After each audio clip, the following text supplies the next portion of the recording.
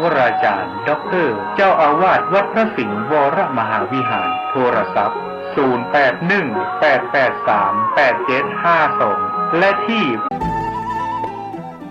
ข่าวสารเพื่อการประชาสัมพันธ์ขอเชิญชวนผู้ใจบุญร่วมสร้างทางสู่สวรรค์ตามรอยแห่งเท้ามัคควานณสำนักสงฆ์เทพนิมิตรบ้านเปียนอำเภอดอยสะเก็ดจังหวัดเชียงใหม่ประธานดำเนินการคณะสงฆ์ตำบลป่าเมี่ยงถึงเทพเสด็จคณะสงฆ์อำเภอดอยสะเก็ดคลื่นสีขาวพระครูธรทานพิทักษ์พระครูศรีปทุมรักษ์ท่านที่จะทำบุญออนไลน์ผ่านเลขที่บัญชีธนาคาร0201546029113ชื่อกองทุนพัฒนาสำนักสงฆ์เทพนิมิตรบ้านเปียนธนาคารเพื่อการเกษตรและสหกรณ์การเกษตรสาขาดอยสะเก็ดธนาคารธกส.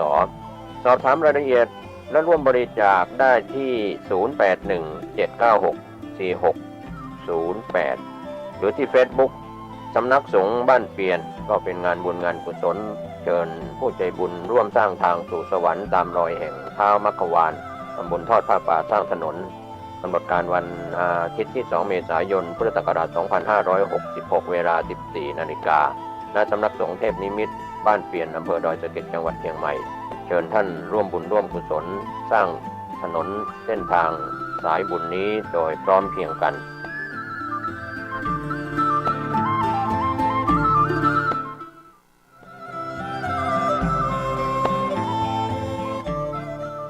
สมเด็จพระกนิษฐาธิราชเจ้ากรมสมเด็จพระเทพรัตนราชสุดาสยามบรมราชกุมารีทรงพระกรุณาโปรดพระราชทานผ้าไตรและน้ำสงฆ์องค์อนุสาวรีย์พระครูบาศรีวิชัยองค์สถาปนาวัดศรีโสดาครบ 88 ปีในงานประเพณีปีใหม่เมืองประจำปีพุทธศักราช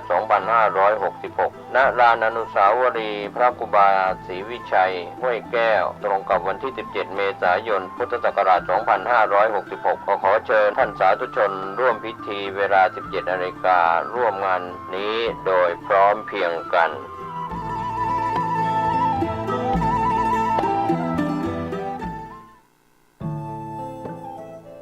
ท่านกำลังติดตามรับฟังสถานีวิทยุกระจายเสียงพระพุทธศาสนาแห่งชาติและสังคมคลื่นเพื่อการศึกษาพระพุทธศาสนาและวัฒนธรรมระบบ FM 104.5 เมกะเฮิรตซ์รายการต่อไปเป็นรายการคดีโลกคดีธรรมรายการคดีโลกคดีธรรมมาพบกับสาธุชนเป็นปกติทุกวันจันทร์ถึงวันศุกร์และวันเสาร์อาทิตย์ทางสถานีวิทยุแห่งนี้ท่านสามารถใช้โทรศัพท์มือถือระบบ Android ดาวน์โหลดแอปพลิเคชันวิทยุพุทธศาสนาทั่วไทยเพื่อติดตามรับฟังรายการนี้ได้ทุกวันและยังมีรายการธรรมะอื่นๆอีกมากมายให้ท่านเลือกรับฟังได้โดยสะดวกผ่านแอปพลิเคชันดังกล่าวท่านสาธุชนทุกท่าน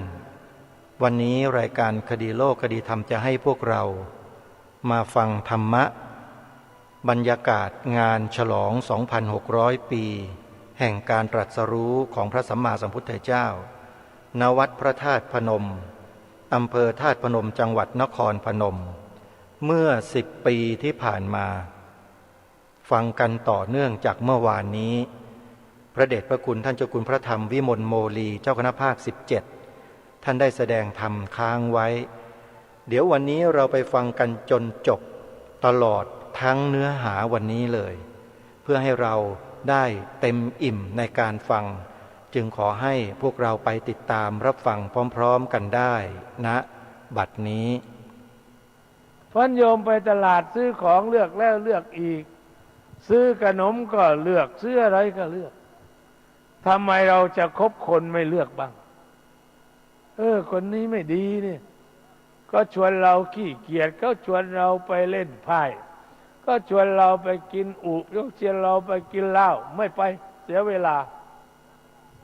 แต่ถ้าเพื่อนมาชวนว่าไปทำงานที่โน่นไหมราคาดีงานดีอะไรทำนองนี้อย่างนั้นแปลว่าเพื่อนดีแนะนำประโยชน์บอกหนทางให้พระสงฆ์องค์เจ้าในระดับเจ้าจังหวัดเจ้าอำเภอเนี่ย เป็นพระผู้ให้ดวงตาแก่พระเนนเวลานี้น่ายินดีมากที่วิทยาลัยสงฆ์จังหวัดนครพนมมีผู้เรียนเพิ่มขึ้นลูกหลานของญาติโยมลองให้มาเรียนมหาวิทยาลัยพระบ้างเพราะครูอาจารย์ที่ไปในมหาวิทยาลัยพระเนี่ยเป็นพระเสียส่วนมากสอนในเรื่องความดีงามสอนในกระดานด้วยแล้วอยู่ให้เห็นเย็นให้สัมผัสด้วยเรียกว่าเป็นตัวอย่างคนอยู่โรงเรียนวัดอยู่วัดก็ไม่เห็นมันจะเสียหายดีกว่าเพราะควบคุมตัวเองได้อาตมาที่วัดก็มีเด็กวัดถึง40-50 คนจบปริญญาตรีจบปริญญาโทอยู่บ้านบางทีแค่เรียนม.3ต้องไปเช่าหอพักอยู่แล้วทำไมต้องไปอยู่หอพักพ่อแม่เคยถามว่าทำไมต้องไปอยู่หอพักเด็กผู้ชายทำไมไม่มาอยู่วัดล่ะขนมก็ได้กินข้าวก็ไม่ต้องซื้อบุญก็ได้มันไม่สนุกชอบสนุกเลยเละเทะตั้งแต่เล็กๆดังญาติโยมทราบนี่เรียกว่าคบเพื่อนผิดไม่คบครูบาอาจารย์ที่ท่านหวังดีไปคบอบายมุขพูดแบบสำนวนหลวงพ่อปัญญาว่าไปคบผีพบเปรตมันก็ชวนเป็นผีเป็นเปรตไม่ได้ชวนเป็นคน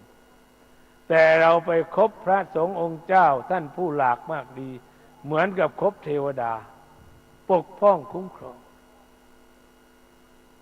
ประการที่4ว่า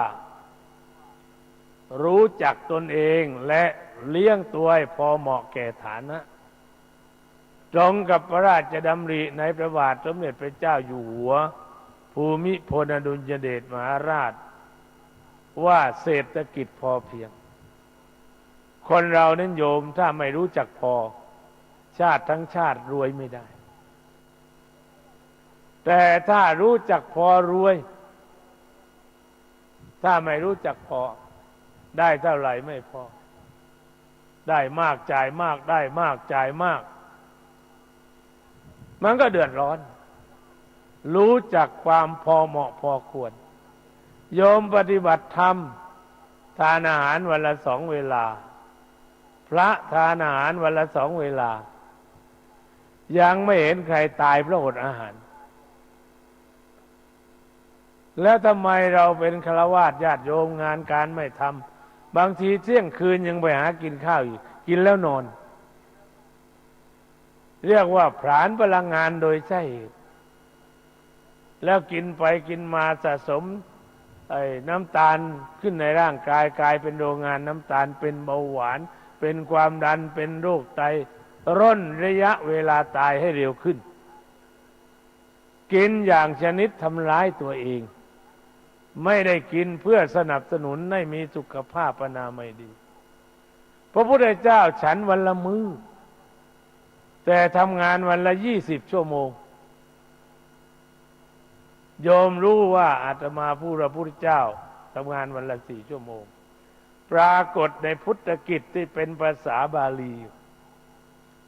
ปุปปันเหบินดาปาตังสายันเหธรรมเทศนังปะโทเสภิกขุโนวาทัง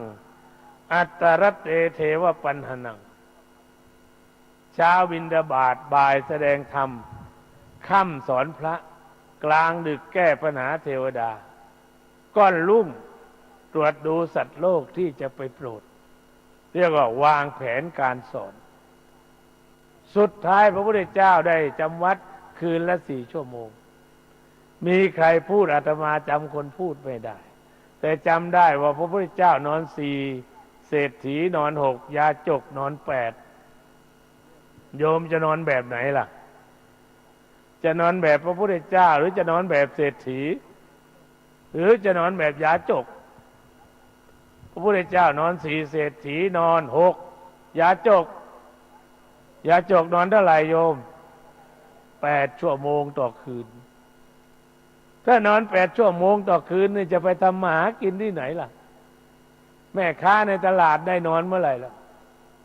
ตีหนึ่งไปขายอยู่แล้ว นอน5 ทุ่มปีที่ผ่านมาน้ำมันท่วมโยมก็รู้เนาะแต่อำเภอปากเกร็ดไม่ท่วมแม่ค้าในตลาดปากเกร็ดขายของไม่ได้นอนเพราะแถบนั้นมีตลาดเดียวตลาดนั้นตลาดอื่นน้ำท่วมหมดอาตมาถามโยมมาทำบุญที่วัดคุณโยมไม่เหนื่อยหรือโยมอ่ะแล้วท่านน่ะไปสวดไปเทศดึกดื่นไม่เหนื่อยหรือเหนื่อยแต่มันก็สนุกโยมก็เหมือนกันขายของมันไม่เหนื่อยแล้วมันได้สตางค์มันก็สนุกหลวงพ่อปัญญาท่านเทศว่างานคือชีวิตชีวิตคืองานบรรดาลสุขทำงานให้สนุกเป็นสุขขณะทำงานคนเราถ้าเพลิดเพลินต่อการงานคนนั้นอนาคตสดใสเรียนหนังสือก็เรียนให้สนุกอย่าเรียนแบบเครียดโยมจะค้าจะขายก็ค้าขายให้สบายอย่าค้าขายแบบที่เรียกว่าขายไปเครียดไปมันไม่ได้ประโยชน์ต้องขายไปแล้วก็สนุกสนานเพลิดเพลินไม่มีปัญหาอะไรเกิดขึ้นเรียกว่าเป็นการปฏิบัติธรรมไปในตัวเพราะการปฏิบัติธรรมคือการทำหน้าที่ให้ดีที่สุดโยมจะเป็นอะไรก็ตามทำหน้าที่ให้ดีที่สุดคนทำหน้าที่นั่นแหละเขาเรียกว่าคนปฏิบัติธรรมแต่คนไม่ทำหน้าที่เรียกว่าผู้ไม่ปฏิบัติธรรมคำว่าปฏิบัติหน้าที่เนี่ยโยมที่มานั่งอยู่เนี่ยพระสงฆ์องค์เจ้าแต่ละรูปล้วนมีหน้าที่ด้วยกันทั้งนั้นถ้าใครปฏิบัติหน้าที่สมบูรณ์สามารถยกมือไหว้ตัวเองได้เลยว่าเราไม่ได้หายใจทิ้งคนบางคนวันๆนี่หายใจทิ้งไม่เกิดประโยชน์กับร่างกายไม่เกิดประโยชน์กับบ้านเรือนไม่เกิดประโยชน์กับวัดวาอารามเรียกว่าหายใจทิ้งแต่พระพุทธเจ้าสอนอย่างไรหายใจเข้าว่าพุทธหายใจออกว่าโธโยมว่าสิหายใจเข้าว่าหายใจออกอย่างนี้ไม่หายใจทิ้งแล้วได้ประโยชน์แล้วโยมจำไว้ทีหลังอย่าหายใจทิ้งขาดทุนหายใจให้มันเกิดประโยชน์บรรดาศาสดาที่มีในโลกไม่มีใครที่ฉลาดเท่าพระพุทธเจ้าเพราะพระพุทธเจ้าสอนเรื่องลมหายใจโยมนั่งบนเครื่องบินมีลมหายใจไหมมีนั่งในรถมีลมหายใจไหมไปนั่งเล่นไพ่มีลมหายใจไหมแต่ว่าหายใจทิ้งไปนั่งวงเล่ามีลมหายใจไหมมีแต่หายใจทิ้งเพราะไม่ได้สาระพระพุทธเจ้าสอนเรื่องสติปัฏฐานหรืออานาปานสติให้คนกำหนดดูลมหายใจเข้าออกทางนี้ท่านตรัสว่าเอกายโนภิกขเวมัคโคทางนี้ทางเดียวที่จะไปสู่นิพพานได้แปลว่าสงบสุขเพราะนั้นอานิสงส์ศีลประการแรกมันต้องเริ่มที่สีเลนะโภคสัมปทาเป็นทิฏฐธรรมิกัตตประโยชน์แปลว่าประโยชน์ที่เห็นได้ด้วยตาเห็นประจักษ์ด้วยตาส่วนประโยชน์ข้อที่สองสีเลนะสุขติงยันติคนจะไปสวรรค์ได้ต้องมีศีลคนไม่มีศีลมีที่ไปที่เดียวโยมนรกยกตัวอย่างในอดีตพระเทวทัตเหาะได้ไหมไม่ได้ถูกธรณีสูบแต่พระพุทธเจ้าไม่ใช่เหาะได้อย่างเดียวนะไปจำพรรษาบนสวรรค์1 พรรษาคนมีศีลมันเบาคนไม่มีศีลมันหนักโยมเห็นไหมคนมองมากๆกลับบ้านก็ไม่ได้นอนอยู่ข้างถนนมันหนักคนบาปแต่คนบุญเนี่ยมันเบาชวนไปไหนก็ไปทำบุญที่ไหนก็ไปสีเลนะสุขติงยันติคนจะสมบูรณ์พูนผลในภายภาคหน้า ท่านบอกว่าต้องเพียบพร้อมด้วยคุณธรรม4ประการ 1. ศรัทธาสัพพทา 2. ศีลสัมปทา 3. จาคะสัมปทา 4. ปัญญาสัมปทา ใครมี4อย่างนี้หวังประโยชน์ที่ตาไม่เห็นเพราะยังไม่ถึงศรัทธาสัมปทาเชื่ออย่างไรที่เป็นศรัทธาต้องเชื่อตามหลักที่พระพุทธเจ้าวางไว้ 1. ตถาคตโพธิศรัทธาเชื่อความรู้ของพระพุทธเจ้า 2. กรรมมัจจกตาศรัทธาเชื่อว่าทุกคนมีกรรมเป็นของตนเองวิปากศรัทธาเชื่อผลแห่งกรรมกรรมศรัทธาวิปากศรัทธากรรมมัจจกตาศรัทธาทุกคนมีกรรมเป็นของตนโยมเชื่ออย่างนี้ไหมล่ะคนบางคนนี่เชื่อตามเขาว่าเขาบอกว่าต้นไม้ที่โน่นถ้าไปไหว้แล้วจะได้เอา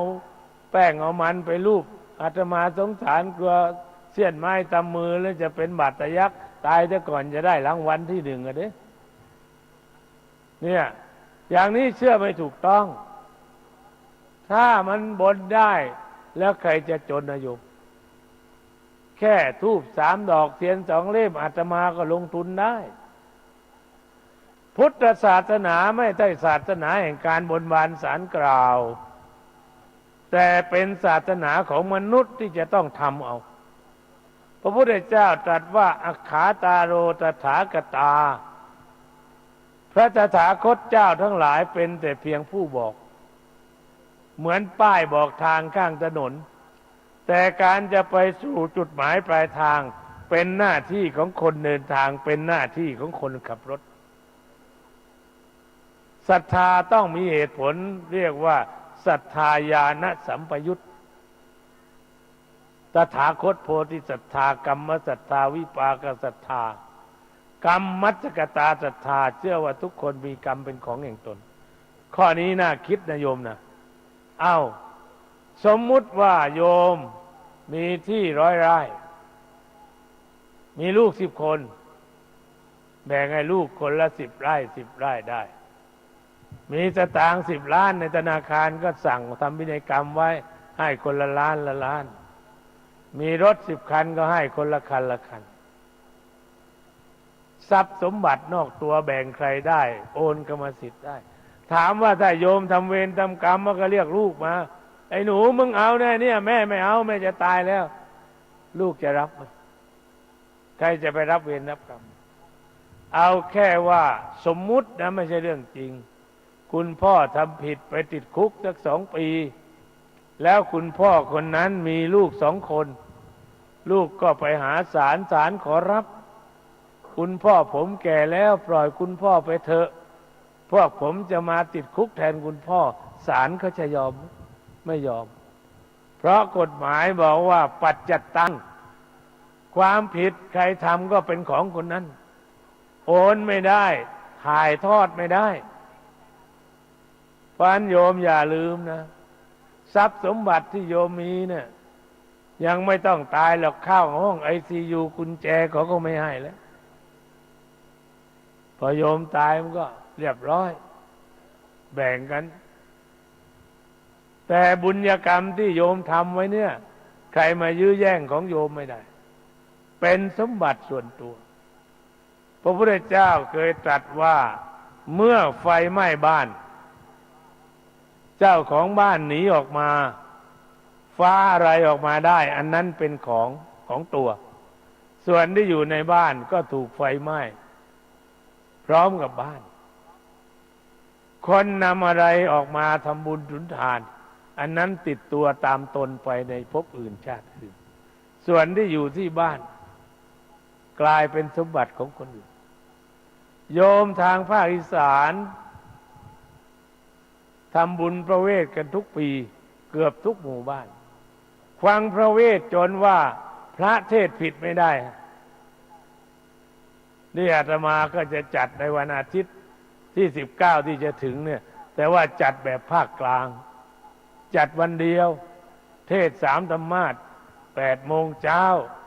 ไปเลิก5 โมงเย็นเพิ่งจัดปีนี้เป็นปีที่2ก็เห็นญาติโยมสนใจพระเวสสันดรที่ท่านให้พอท่านสิ้นชีพวายชนไปเกิดบนชั้นสันดุสิตจากนั้นก็มาเกิดเป็นเจ้าชายสิทธัตถะแล้วมาเป็นพระพุทธเจ้าทรัพย์สมบัติที่พระองค์ให้ทานไว้เนี่ยคืนมาสู่พระองค์หมดนะผู้ยิ่งใหญ่ในโลกมีใครบ้างที่เขาเอาทองคำทำอนุสาวรีย์พระพุทธเจ้าเนี่ยเฉพาะพระพุทธรูปที่วัดไตรมิตรกรุงเทพองค์เดียวหนักตั้งกี่ตันทองคำล้วนๆแล้วพระทองคำอย่างที่นครพนมก็มีที่ไหนก็มีองค์เล็กองค์น้อยโยมบางคนมาคนเดียวเอามาตั้ง5 องค์องค์พระไม่เท่าไหร่ชีวรพระโยมระวังหน่อยนะถ้าเป็นทองคำแค่เขาไม่เอาพระแล้วก็อยากจะมายืมชีวรนี่ทรัพย์สมบัติตามพระพุทธเจ้ามาจนพวกเราได้กินได้อยู่ได้ไหว้ได้กราบอาสมพระเวสสันดรก็กลายมาเป็นโบสถ์กลายมาเป็นวิหารที่ท่านบอกว่ามัตสีเอ๋ยเจ้าจงเอาดวงดารานั่นแหละเป็นเครื่องประดับเอาทองคว้านี่แหละเป็นเมนทองตอนที่มัตสีสลบไปนี่เราเห็นชัดเลยนะยอมไปอ่านทบทวนไปฟังทบทวนสมบัติตามเจ้าของไปแต่ต้องเจ้าของเอาทำบุญนะมันจึงจะตามไปถ้าไม่เอาทำบุญไม่ตามนี่แหละที่บอกว่ากรรมมัจจกตาศรัทธาโยมใครทำเป็นของคนนั้นแบ่งให้ใครก็ไม่ได้โยมทำก็ได้แก่โยมประการที่2ว่าศีลสัมปทารักษาศีลรักษาศีลนั้นมากน้อยแล้วแต่โยมอานิสงส์ศีลนี่แรงนะไปสวรรค์ก็ได้ไปนิพพานก็ได้ทางอื่นไปไม่ได้จะนั่งเครื่องบินอวกาศไปก็ไม่ได้ทางหรือบันไดที่จะให้คนไต่ไปสวรรค์เนี่ยมีบันไดเดียวคือศีลอย่างอื่นไม่มียอมหมั่นรักษาไว้อย่างน้อยที่สุดวันพระเดือนละ4 ครั้งที่วัดอาตมานี่เพิ่มวันอาทิตย์ศุกร์เสาร์อาทิตย์ในพรรษาโยมไปนอนค้างที่วัดสมาทานศีลวันพระก็วันโกนวันพระปีหนึ่งมันมีแค่12 เดือนเดือนหนึ่ง4 วันพระ12 4 48มี48 วันนอกนั้นเราไปหายใจทิ้งกันหมดไม่เกิดสาระโยมลองไปนอนนับลมหายใจที่ศาลาวัดบ้างดิเพราะไม่ช้าไม่นานโยมก็ต้องมานอนศาลาวัดไปหัดนอนไว้ก่อนเวลานั้นก็จะนอนได้ชินหนีไม่พ้นสีเลนะโภคสัมปทาคนมีศีลได้พวกสมบัติเนี่ยพระทั้งหลายเนี่ยองค์ประธาตโยมนครพนมจำได้โยมประธาตล้มลงปีพศเท่าไหร่2535นี่เกิดที่ประเทศไหนนี่พศเท่าไหร่โยมจังหวัดนครพนมจำได้ไหมเหตุสะเทือนใจ2518วันที่เท่าไหร่โยมเห็นไหมประธาตล้มแกลุกได้ประธาตล้มท่านลุกได้เพราะพระธาตุคือสีเลนะโภคสัมปทาพระผู้มีพระภาคเจ้าเพียบพร้อมด้วยศีลใครจะมีศีลเสมือนเหมือนพระพุทธเจ้าไม่มีเพราะนั้นท่านไม่ต้องคิดคนอื่นคิดให้บางแห่งปรียอดทองคำเนี่ยคิดเป็นทองคำเป็น100 กิโล200 กิโล นี่ไม่ใช่น้อย ลองคิดดูอย่างนี้ นี่แหละสีเลนะโภคสัมปทาพระสงฆ์องค์เจ้าของญาติของโยมวัดไหนก็แล้วแต่ที่โยมกราบไหว้สักการะบูชาเพราะล้วนแต่เป็นพระที่อยู่ในศีลถ้าพระไม่ปฏิบัติตามศีลโยมก็ไล่ออกจากวัดให้เป็นคฤหัสถ์ไม่ยอมให้อยู่เนี่ยศรัทธาสัมปทาศีลสัมปทาจาคะสัมปทารู้จักเสียสละคนเราเนี่ยต้องรู้จักเสียสละไม่ได้หมายว่าเอาของไปแจกเขาอันนั้นก็เรียกว่าทานเสียสละคือไม่เห็นแก่ความสุขส่วนตัวเหมือนที่โยมมาฟังเทศคืนนี้ที่จริงอยู่สุรินทร์ก็ฟังที่สุรินทร์ก็ได้อยู่เมืองเลยฟังเมืองเลยก็ได้แต่มาด้วยน้ำใจเสียสละมาเป็นพุทธบูชาฉลองพุทธชยันตีแล้วไม่ใช่เสียสละเฉพาะโยมนะพระก็เสียสละญาติโยมเจ้าหน้าที่ของวัดพระธาตุก็เสียสละต้องอยู่เวรอยู่ยามหน่วยงานที่ไม่กล่าวถึงไม่ได้คือฝ่ายสุขขาโยมอยู่2 วันสุขขาก็ต้องอยู่3 วัน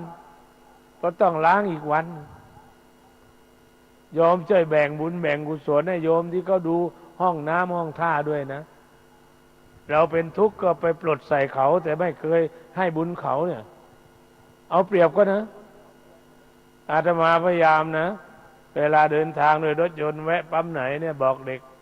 ถ้าไม่เติมน้ำมันอย่าไปเยี่ยวใส่ก็อย่างเดียวซื้อของก็สักอย่าง10 บาท20 บาทให้เขาได้มีกำลังใจเราไปวัดวารามต่างๆปฏิบัติธรรมคนเดือนหมื่นเดือนแสนเนี่ย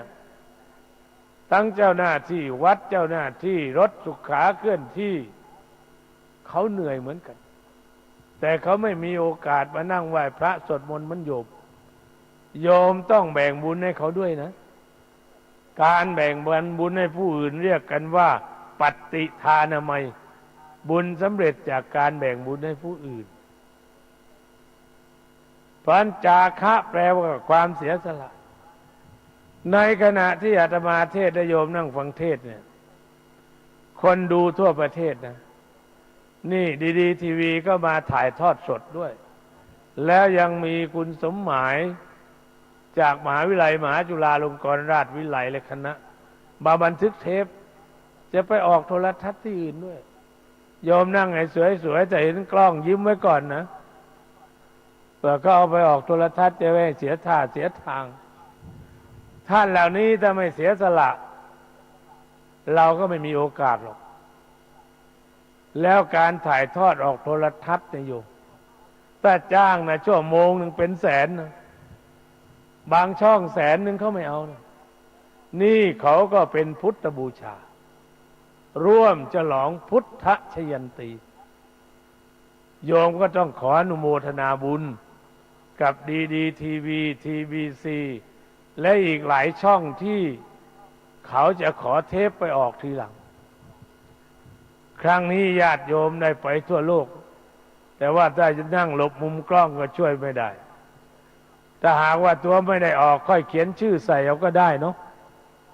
หรือไม่โยมนึกก็ได้ว่าฉันไปเหมือนกันคืนนั้นความเสียสละเหล่านี้จึงก่อให้เกิดงานถ้าไม่มีนักเสียสละงานนี้ไม่เกิดนี่คือจาคะเสียสละในสิ่งที่ตนเสียสละได้พระสงฆ์องค์เจ้าสามเณรทุกคืนก็ได้จำวัดแล้วคืนนี้ยังไม่ได้จำวัดท่านก็เสียสละแต่ท่านก็ภาคภูมิใจท่านเจ้าคุณนี่เจอหน้ากันพอลงอาตมาลงจากรถหน้ากุฏิโอ้ยคนมากมายเจ้าคุณไม่รู้มาจากไหนท่านปลื้มใจดีไม่ดีคืนนี้ไม่นอนจะมานั่งฟังเทศน์อาตมาไม่เลิกก็ไปไม่ได้แต่อาตมาจะไปเทศน์งอดแจ้งก็บ่ได้นะเพราะว่ามีอาจารย์ใหญ่คอยอยู่พระเดชพระคุณพระธรรมโมลี เจ้าคณะจังหวัดสุรินทร์เขาเรียกว่าหลวงตานกเตอร์มาจบนกเตอร์มาอายุ70 กว่าท่านเป็นปรริญญา9 ประโยครุ่นครูบาอาจารย์และเป็นพระที่ขยันเมืองไทยต่างประเทศศาสนกิจไปร่วมกับอาตมาบ่อยๆแล้วเป็นพระที่มีนิสัยดีแล้วก็ไม่เหมือนเพื่อนอีกปีนี้ตักบาตรบนหลังช้างที่สุรินทร์แต่ช้างตัวไหนมันเมามันก็ไม่รู้ตัวไปเตะเอาคนที่จริงช้างตัวนี้ต้องให้โน่นองคุลิมานเมื่อครั้งพระนางมัลลิกามเหสีของพระเจ้าประเสนทิทำอาสาทิสถานอาสาทิติทานเนี่ยเหมือนกับการทานไฟคือพระ2 องค์มีช้างยืนตัวหนึ่งและผู้หญิงสาว2 คนยืนโบกทีนี้จัดลงตัวหมดแล้วช้าง500 เชือกแต่มันมีอยู่เชือกมันดุไม่รู้จะถวายองค์ไหนก็เลยบอกว่าให้พระองคุลิมานก็แล้วกันพระองคุลิมานเนี่ยอย่าว่าคนนะช้างยังกลัวเลยนะ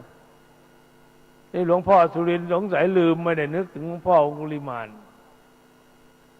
เป็นงานที่แปลกของจังหวัดสุรินทร์ก็คืองานช้างแล้วปีนี้เข้าพรรษาตักบาตรบนหลังช้างหลวงพ่อเป็นผู้นำนี่โยมพระยุคใหม่ต้องพัฒนาไปทันโลกเขาคนก็มาเที่ยวแล้วใครได้ประโยชน์โยมได้ขายข้าวขายของได้สตุ้งสตางค์ความเสียสละเป็นทางมาแห่งความสำเร็จในชีวิตของคนสุดท้ายต้องมีสติปัญญาถ้าเสียสละแบบไม่มีปัญญาอย่างบางคนเอาสามีจะไปมีกิ๊กเอาอยากมีกิ๊กมีไปกูจะผูกคอตายผูกคอตายก็สบายกิ๊กกันดิอย่างนี้เรียกว่าเสียสละผิดทางไม่ถูกพี่อยากมีใหม่ก็ไม่ว่าดีเหมือนกันได้มาช่วยงานหนูพอได้นอนบ้างหมดเรื่องหมดราวนั่นก็อายไปเลยแม่บ้านเราถึงขนาดนี้ดีกว่าไปด่าไปว่าครอบครัวก็ไม่แตกแยกใช้สติปัญญาอย่าใช้อารมณ์แก้ปัญหาไม่ว่าปัญหาในวัดปัญหาในบ้านปัญหาในสถานการศึกษาต้องใช้สติปัญญานี่เรียกว่าประโยชน์ประการที่2ของการรักษาศีลจะทำให้ได้สวรรค์สมบัติเราเรียกกันว่าทิศสัมปรายิกัตประโยชน์ประโยชน์ที่สัตว์จะพึงได้ในภพอันตนจะถึงณภายภาคหน้าประการที่3สีเลนะนิพพุติงยันติปรมัตถประโยชน์คือมรรคผลนิพพานต้องไปจากศีลนี่แหละถ้าไม่มีศีลไปมรรคผลนิพพานไม่ได้เป็นพระเป็นสามเณรเป็นโยมเพราะนั้นที่โยมฟังพระพูดทุกวันเวลาให้ศีลเป็นการประมวลคำสอนของพระพุทธเจ้าไว้ให้โยมจำและนำไปปฏิบัติอันดับแรกให้ได้ทิฏฐธรรมิกัตประโยชน์ให้พอมีกินมีใช้ในชีวิตปัจจุบันที่ถูกศีลถูกธรรมและถูกกฎหมายประการที่2ทำบุญเผื่ออนาคตไว้ในสัมปรายภพภายภาคหน้าเพราะลูกหลานทรัพย์สมบัติไปส่งเราสู่ปรโลกไม่ได้บุญกับบาปเท่านั้นไปส่งเราประการที่3ถ้าฟ้าได้ในชาตินี้ฟ้าเลยมรรคผลนิพพานถ้าไม่ได้ก็จะเป็นปัจจัยเรียกว่าเป็นนิสัยปัจจัยคือการเจริญสมถะวิปัสสนาสมถะวิปัสสนาสมาธิจะเกิดก็เมื่อมีศีลบริสุทธิ์ ดังนั้นเวลาไปเข้ากรรมฐานทุกครั้งนี่ถ้าเป็นโยมเขาต้องให้สมาทานศีลสมาทานศีลเสร็จต้องมอบกายถวายชีวิตแก่อาจารย์อิทานาหังปริจจชามิอัตตภาวังตุมหากังข้าแต่ท่านอาจารย์ที่เคารพข้าพระเจ้าขอมอบกายถวายชีวิตนี้แก่ท่านสุดแต่ท่านจะใช้สุดแต่ท่านจะบังคับนี่การมอบกายถวายชีวิตในสมัยพุทธกาลมีพระองค์หนึ่งมีความรู้ดีสอนลูกศิษย์มากมายชื่อว่าโปติละเวลาไปคว้าพระพุทธเจ้าพระพุทธเจ้าจะเรียกว่าท่านใบลานเปล่าถ้าปัจจุบันก็คงเรียกว่าท่านตำราเปล่าพระโปติละอับอายว่าทำไมน้อพระพุทธเจ้าตรัสเรียกเราว่าใบลานเปล่าใบลานไม่มีตัวหนังสือมานั่งพิจารณาเราไม่มีมรรคผลนิพพานสอนแต่ปริยัติอย่างนี้วันหนึ่งลุกขึ้นตอนหัวรุ่งพระในวัดยังไม่ตื่นออกจากวัดตั้งแต่เช้ามืด ไปหาสำนักปฏิบัติธรรมไปสำนักแรกเจ้าสำนักรู้จักท่านอาจารย์โพธิละเหรอผมรับสอนไม่ได้หรอกครับแต่ถ้ามีลูกศิษย์มากมีความรู้เชี่ยวชาญนิมนต์ไปหาสำนักอื่นเถอะไปสำนักที่สองสำนักนั้นมีสามเณรอยู่องค์หนึ่งเหมือนกับสามเณรวัดธาตุตัวสวยรูปหล่อด้วยเดี๋ยวโยมชนเอาไปด้วยนะพวกนี้เรียนปรริญญา8โอ้โหอีก2 ทีจะได้ประโยค9แม่ลูกเขาเกิดยังไงก็ไม่รู้หล่อก็หล่อเรียนหนังสือดีด้วยนี่แต่เจ้าคุณขายเนี่ยอาตมาจะซื้อใครมีลูกอย่างนี้มันชื่นอกชื่นใจวัดไหนมีพระมีสามเณรอย่างนี้มันชื่นใจนิสัยดีกิริยามารยาทดีเรียนหนังสือดีซะด้วยเหมือนกับลูกโยมนั่นแหละรูปหล่อเรียนหนังสือดีใครก็อยากได้เรียกว่าต้องเอาไม้มาคอยโบกเหมือนกับแม่ค้าขายปลาร้าไม่นั่นมันแรงวันตอมเพราะใครก็อยากได้คนดีมีความรู้ดีมีความประพฤติดีพระโพธิละเข้าไปถึงก็ถามเจ้าสำนักว่าผมสอนไม่เป็นขอรับแต่ว่าสามเณรที่ท้ายวัดเนี่ยถ้าสามเณรรับสอนให้ก็สุดแต่นิมนต์ไปปรึกษาดูพระองค์นี้เป็นอาจารย์นะไปถึงหาสามเณรยอมกราบเนรช่วยสอนให้หน่อยเถอะเพราะพระพุทธเจ้าท่านตรัสว่าใบลานเปล่าสามเณรบอกยังไงบอกว่าจะสอนให้ก็ต่อเมื่อสั่งคำไหนคำนั้นสั่งให้ทำอะไรทำเมื่อนั้นจึงจะสอนพระท่านก็บอกว่าสั่งมาเถอะแล้วจะไม่ขัดขืนเนรบอกว่าลงไปในสระสิเพราะเนรนั่งอยู่ข้างสระไม่ต้องเอาสบงจีวรบาทเบิดไม่ต้องเอาออกลงไปถึงน้ำแค่อกเอาขึ้นมาบาทก็เปียกจีวรก็เปียกสบงก็เปียกถุงย่ามก็เปียกขึ้นมายืนสักพักเอาลงไปใหม่ลงไปอีกสามเณรรู้ว่าคนนี้ลดทิฏฐิมานะแล้วเลยบอกว่าไปเปลี่ยนสบงจีวรตากให้เรียบร้อยแล้วก็จะสอนให้ท่านเดินทางมาเหนื่อยพักผ่อนอิริยาบถสักนิดหนึ่งให้พอผ้าแห้งหลังจากนั้นสามเณรสอนจนสำเร็จพระอรหันต์เวลากลับวัดเดิมท่านไม่เดินท่านเหาะมาเพื่อต้องการให้ลูกศิษย์ลูกหาเก่ารู้ว่าอาจารย์เราเวลานี้เป็นใบลานที่มีตัวหนังสือเต็มเปี่ยมด้วยคุณธรรมข้อนี้หมายความว่าอย่างไรโยมอย่าไปดูถูกความรู้เด็กสอนก็เป็นความรู้พระสอนก็เป็นความรู้สามเณรเทศก็เป็นความรู้เหมือนทองคำ ใครบอกเราได้มาก็มีค่าเอามาประดับกายประดับจิตนี่เป็นเรื่องของมรรคผลนิพพานอาตมาแสดงมานี่พอสมควรนะชั่วโมงกว่าโยมเมื่อยยังแต่ยังไม่เมื่อยก็เอารุ่งเป็นเกณฑ์นะลองดูก่อนถ้าเพื่อนก็ไม่นอนผมก็ไม่นอนถ้าเพื่อนนอนก็จะงีบบ้างจะทรมานสังขารไปถึงไหนแต่ว่าให้มันก็ตายเผาทิ้งเหมือนกันนะมันยังใช้ได้ใช้ไปก่อนโยมที่สำคัญเราอย่าไปมองไกลให้มองใกล้ๆอาตมาอยากชวนโยมมองแค่ศีลห้าของเราบริบูรณ์สมบูรณ์ไหมขาดข้อไหนบ้างเกลียวมันหย่อน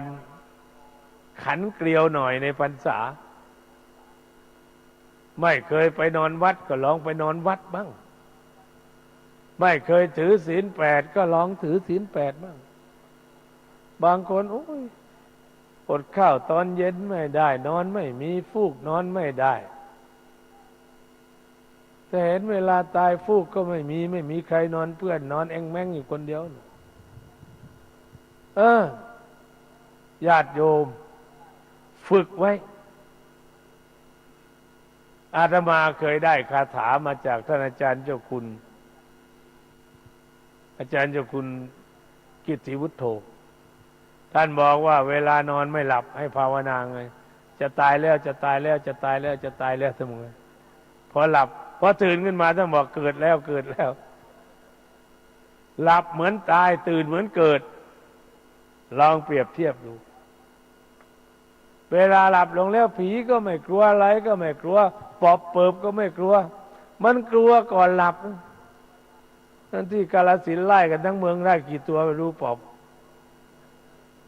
แต่อาตมาว่าปอบเนี่ยยังน่ากลัวน้อยกว่าเหล้ากับการพนันนะเหล้ามันกินตับเลยนะร้ายกว่าปอบอีกนะโยมไม่กลัวปอบไม่กลัวเหล้าแปลกนะระวังไว้บ้างนะเหล้ากินตับเหมือนกันนะเพราะเป็นโรคตับแข็งไงนั่นแหละตัวกินตับเนี่ยโยมตำรวจที่ศีลห้าของโยมนั่นน่ะคนบางคนคอยจ้องจับผิดพระจับผิดคนนั้นคนนี้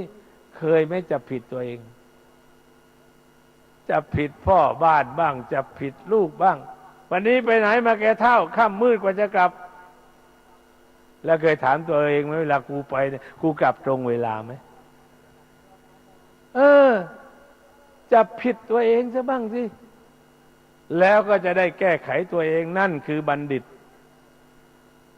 พิจารณาตัวเองดูแลตัวเองแก้ไขตัวเองเป็นนันบัณฑิตแท้ๆคือเป็นคนมีสติปัญญามัวแต่จับผิดเพื่อนขอพูดไว้ตั้งนานแล้ว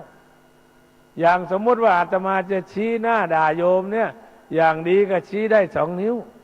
นิ้วหัวแม่โป้งกับนิ้วชี้เหลืออีก3ชี้ใครก็ชี้มาที่อาตมานี่แหละลองโยมกรรมมาชี้หน้าอาตมาดิโยมก็ชี้ตัวเอง3เรามัวแต่ไปชี้คนนั้นคนนี้มันไม่ได้ชี้ตัวเองก็คือเชียร์แต่เพื่อนเข้าวัดตัวเองนอนอยู่บ้านไปแต่แม่ไปทำกูก็ได้เหมือนกันนึกว่าเมียทำผัวก็จะได้ผัวทำเมียก็จะได้ทำบุญนี่ใครทำใครได้นะอย่านึกว่าอยู่บ้านเดียวกันแล้วคนหนึ่งไปทำคนหนึ่งได้ลองเอาแค่กินข้าวดิเอาวันนี้พ่อมันไม่ต้องกินนะมานั่งเอาเข่าชนกับแม่เนี่ยแม่จะกินเดี๋ยวพ่อก็ค่อยอิ่มด้วยมันอิ่มไหมล่ะไม่อิ่มแต่ก็ตีสัญญาณเลิกกันนะหมดเวลาแล้วต้องเซคูดบายแล้วโยมภาคอีสานเก่งภาษาเมืองนอกนะ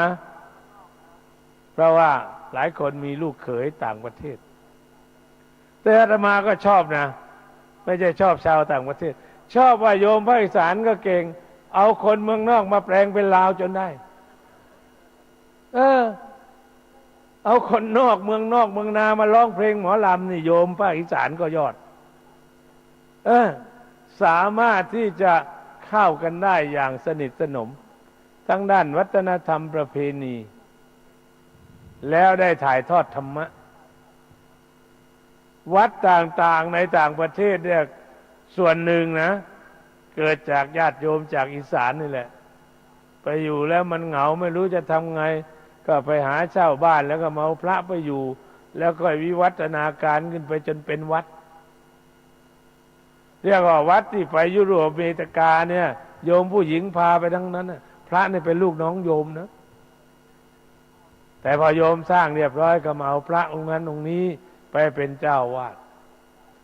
ได้ช่วยเผยแผ่พระพุทธศาสนาอาตมาไปทุกประเทศว่าจะดูที่ว่าประเทศไหนบ้างที่ไม่มีคนอีสานมีทุกประเทศมีมากด้วยแล้วบางคนไปจากอีสานก็เอาไปครบเหมือนกันนะวันนั้นไปเจอที่สถานีรถไฟที่ไต้หวันหลวงพ่อมาจากไหนเนี่ยประเทศไทยไหมประเทศไทยโยมมีอะไรบอกผมนะก็จะบอกว่าโยมเมาแล้วกลับบ้านนอนเถอะแกหน้าไม่ดีเลยนะโยมก็แกบอกว่ามีอะไรบอกผมนะหลวงพ่อโยมสงสัยจะเมาแล้วกลับบ้านนอนเถอะโยมเงียบเลยไปเลยโยมทางอีสานเนี่ยอาตมาไม่ได้ดูถูกอาตมามีลูกศิษย์ภาคอีสานเยอะถ้างดได้2 เรื่อยรวยเหล้ากับการพนัน2 อย่างเนี้ยดูดเงินดูดทองของโยมไปเยอะบางทีกลางวันทำงานตั้งแต่เช้าจดเย็นกลางคืนนั่งซดเหล้าซดไม่เปล่าชกต่อยกันอีกไปบ้านเดียวกันแท้ๆนี่ก็สิวัดอาตมาคนงานนี่ไปทางอีสานนั่นอยู่ในวัดเราก็เลี้ยงว่าจะได้ประหยัดแต่บางคนนะไม่ใช่ทุกคนแต่คนไหนงดการพนันได้งดเหล้าได้บ้านสวยรถสวยน่าชื่นใจไปทำงานเมืองนอกเมืองนาแล้วทำมาใส่ขวดมันจะไปทำไมต้องทำมาปลูกบ้านต้องทำมาซื้อที่ต้องทำมาซื้อรถถ้าทำมาซื้อขวดไม่ต้องไปหรอกโยมเมาอุไปกระโดดแม่น้ำโขงจะดีกว่าแต่ถ้าไปเมืองนอกเมืองนากลับมาเนี่ยต้องเปลี่ยนสถานะเปลี่ยนบ้านช่องงหอเปลี่ยนรถเปลี่ยนราต้องประหยัดและใช้ให้มันเกิดประโยชน์ขออนุโมทนาพระเดชพระคุณท่านเจ้าคุณเจ้าคณะจังหวัดและเจ้าวาดวัดพระธาตุที่ได้เมตตาให้สถานที่และคณะสงฆ์ทุกจังหวัดพร้อมทั้งญาติโยมที่มาทั้งใกล้ทั้งไกลทั้งในประเทศและต่างประเทศเรียกว่าคืนนี้มาทำพุทธบูชาฉลองพุทธชยันตี 2,600 แห่งการตรัสรู้ชาวพุทธในประเทศอื่นเขาได้เห็นได้ชมก็คงอนุโมทนาสาธุการ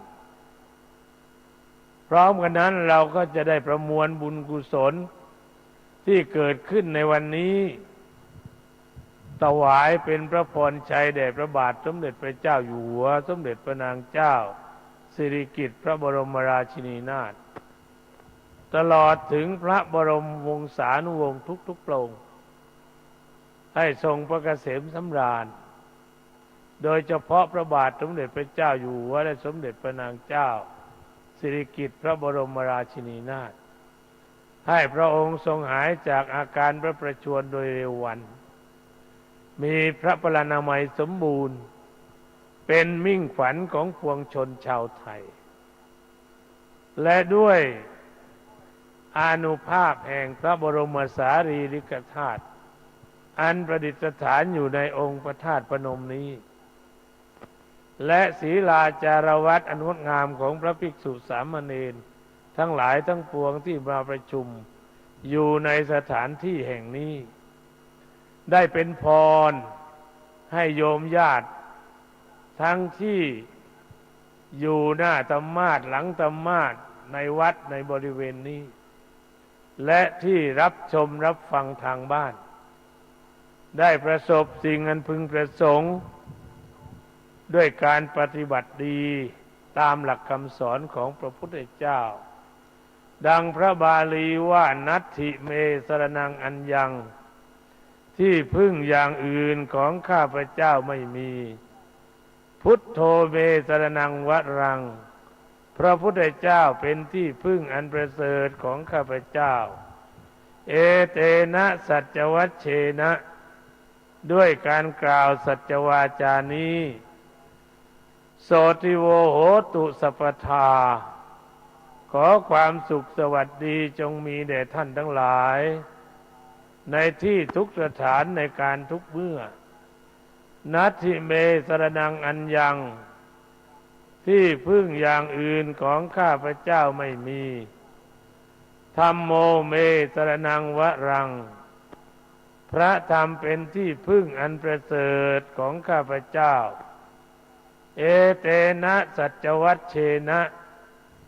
ด้วยการกล่าวสัจวาจานี้โสติโวโหตุสัพพทาขอความสุขสวัสดีจงมีแด่ท่านทั้งหลายในที่ทุกสถานในการทุกเมื่อนัตถิเมสรณังอัญญังที่พึ่งอย่างอื่นของข้าพเจ้าไม่มีสังโฆเมสรณังวรังพระสงฆ์เป็นที่พึ่งอันประเสริฐของข้าพเจ้าทั้งหลายเอเตนะสัจวัชเชนะด้วยการกล่าวสัจวาจานี้โสติโวโหตุสัพพทาขอความสุขสวัสดีจงมีแด่ท่านทั้งหลายในที่ทุกสถานในการทุกเมื่ออาตมาภาพรับประทานแสดงพระสัทธรรมเทศนาสมควรแก่เวลาขอสมมุติยุติลงคงไว้แต่เพียงเท่านี้เอวังก็มีด้วยประการฉะนี้สาธุแล้วอาตมาจะได้ลงจากธรรมะ